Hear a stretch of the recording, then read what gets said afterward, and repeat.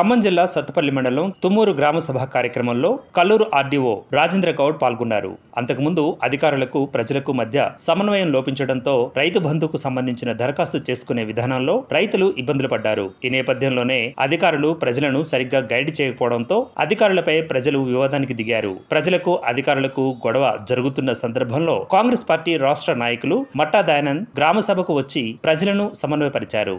ప్రజాపాలన కార్యక్రమంలో ప్రజలకు అందవలసిన సంక్షేమ పథకాలపై దరఖాస్తుదారులు ఏ విధంగా దరఖాస్తు చేసుకోవాలో తెలియజేశారు. ఇక ఆ గొడవ సద్దుమణిగేలా చేశారు. ఈ విధంగా గ్రామ సభలు సత్తుపల్లి నియోజకవర్గంలో గందరగోళం మధ్య నడుస్తున్నాయి.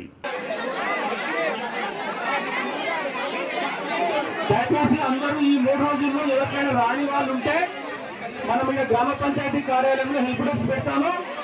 ఈయన 3 రోజుల పాటు దరఖాస్తు చేసుకోండి, ఇబ్బంది లేదు.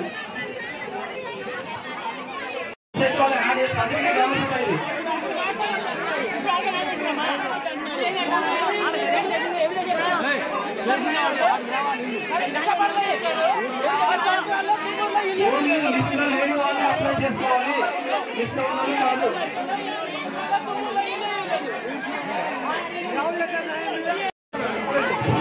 ఏమ్మా ఈ 3 రోజులు ఎవరికైతే లబ్ధిదారులు ఉన్నారో వాళ్ళందరూ కూడా అప్లై చేసుకోండి.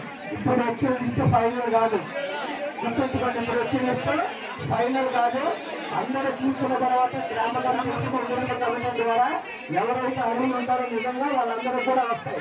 మీకు ఉపాధి హామీ కానీ, లేకపోతే ఇల్లు కానీ, రేషన్ కార్డులు కానీ, ఇప్పుడు ఏదైతే మీరు చెప్పారో కరెంటు బిల్లులు కూడా ఎలిజిబుల్ క్యాండిడేట్స్ ఉంటే ఖచ్చితంగా కరెంటు బిల్లు 200 యూనిట్లకు వాళ్ళకు కూడా మాఫీ ఉంటుంది.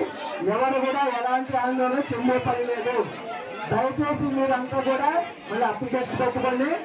ఇప్పుడు వచ్చిన లిస్ట్ యాక్ట్ ప్రకారము ఆహార భద్రత కార్డు అంటారు, తెలుగులో ఆహార భద్రత కార్డు ఇస్తుంది. మామూలుగా అబో బీపీఎల్ ఫ్యామిలీ వాళ్ళు ఏపీఎల్ అంటారు, వాళ్ళకి ఎటువంటి ఇవ్వరు. మనకు మీకు ఆధార్ కార్డే గుర్తింపు కార్డు.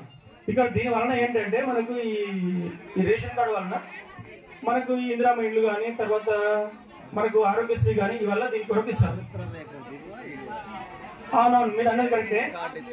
లేదు లేదు, ఇప్పుడు ఇబ్బంది లేదు, మీరు అర్థమైంది. ఆల్రెడీ వాళ్ళు ఏ వాళ్ళు ఫ్యామిలీని గ్రూపింగ్ చేసి వాళ్ళకి ఇచ్చారు. అదే లేదు, ఇబ్బంది లేదు. మేము కంపల్సరీగా రీవెరిఫై రేపటి నుంచి రీవెరిఫై చేస్తాం. రీవెరిఫై చేసినాక వాటి వివరాలు అనేది మేము పక్క పెట్టడం జరుగుతుంది. ఎవరైనా అర్హత ఉండి ఇందిరమ్మ ఈ 4 పథకాలకు అర్హత ఉండి రాకుంటే వారికి వాళ్ళ పేర్లు ఈ లిస్టులో ఇప్పుడు దయచేసి అక్కడ ఇవ్వండి.